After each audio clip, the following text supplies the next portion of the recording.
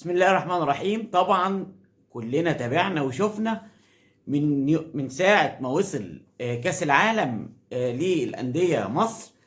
الكل سعيد، الكل فرحان، لأن دي رسالة لبره. النادي الأهلي دايما سباق في أي حدث رياضي عالمي يرتبط باسم مصر. وجود كأس العالم من امبارح في مصر في الجزيرة، شفنا لعيبة النادي الأهلي وهم بيتصوروا معاه، شفنا هم بينزلوا ستوري كل واحد فيهم على حسابه الشخصي، وازاي فرحتهم ان هم هيمثلوا النادي الأهلي في كأس العالم في أمريكا. شفنا كمان بن شرقي أول واحد نزل على حسابه الشخصي وفرحة كبيرة له لما تصور مع كأس العالم بنسخته الجديدة اللي هيلعب فيها بإذن الله تعالى مع النادي الأهلي في أمريكا. لكن كمان النهاردة في كمان الفيفا. شفنا مين بقى النهاردة في زيارة للنادي الأهلي؟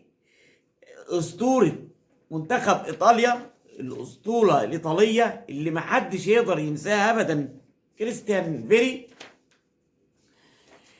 كريستيان الأسطورة الإيطالية اللي شرفت الكرة الإيطالية على مدى سنين كتيرة، النهاردة كان في النادي الأهلي في الجزيرة، ويستقبلوا مجلس إدارة النادي الأهلي في الجزيرة.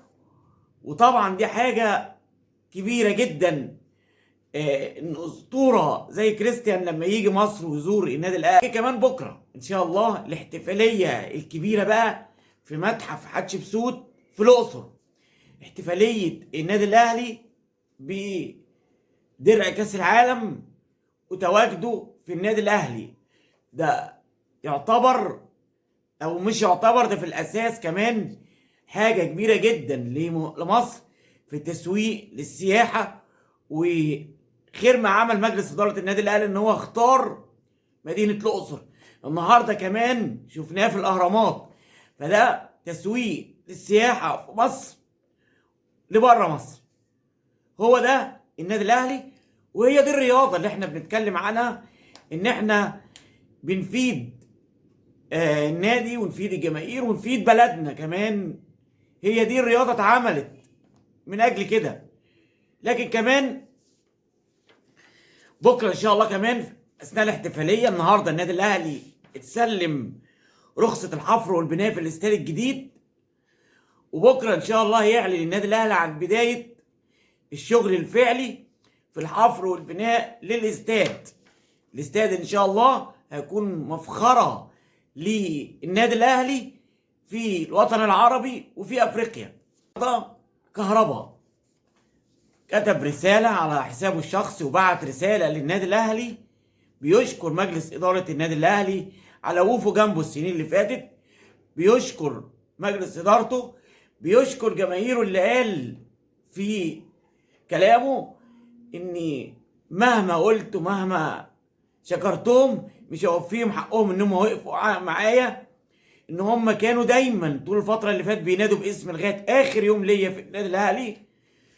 وبيقول ان دي مش رسالة وداع، الى ان نلتقي ان شاء الله، وده النادي اللي انا بتشرف ان انا بنتمي ليه. كمان النهارده نادي الزمالك النهارده اقال جروس وعين مدرب النادي الاهلي السابق جوزيه بيسيرو.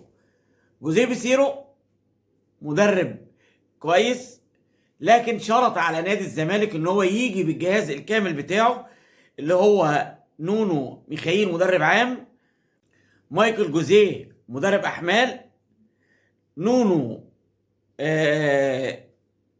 مدرب حراس مرمى.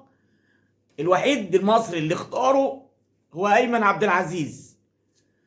أنا طبعا الفترة اللي جاية ان نادي الزمالك مع المدرب الجديد بيسيرو ان هو يكون للافضل. لكن كمان عرفنا النهارده ان شيكابالا رجع التدريبات النهارده بعد ما جروس مشي. اتسربت اخبار صحيح ان كان سبب رئيسي ان مشي جروس من الزمالك هو شيكابالا. ما اعتقدش طبعا ان ممكن يكون هو سبب رئيسي في مشيانه للنادي الاهلي ونادي الزمالك والانديه المصريه ومنتخب مصر.